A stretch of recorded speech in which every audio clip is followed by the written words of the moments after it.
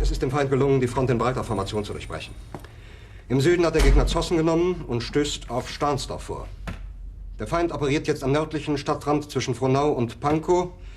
Und im Osten ist der Feind bis zur Linie Lichtenberg-Marsdorf-Karlshorst gelangt.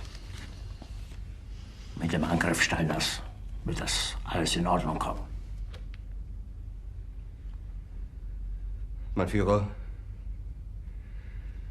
Steiner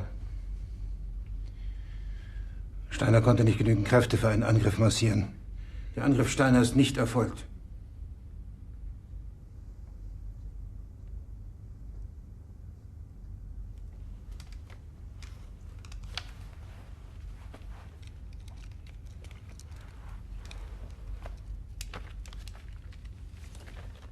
Es bleiben im Raum Keitel, Jodl, Krebs und Burgdorf.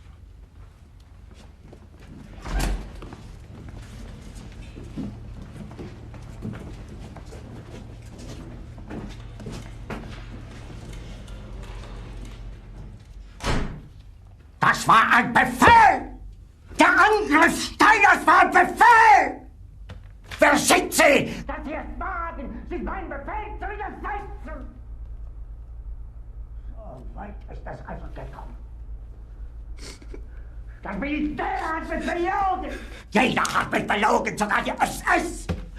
Die gesamte Generalität ist nichts weiter als ein Haufen niederträchtiger, treuloser Feiglinge! Mein Führer, ich kann nicht zulassen, dass die Soldaten, die für Sie verbringen... Nicht als Feiglinge! Verreiter, Versager! Mein Führer, was Sie da sagen, ist ungeheuerlich! Die Generalität ist das Geschmeiß des deutschen Volkes!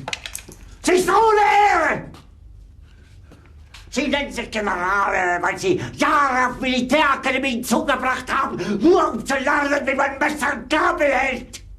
Jahrelang hat das Militär meine Aktionen nur behindert. Es hat mir jeden nur ersichtlichen Widerstand in den Weg gelegt. Ich hätte gut daran getan, von Jahren alle höheren Offiziere liquidieren zu lassen, wie Stalin.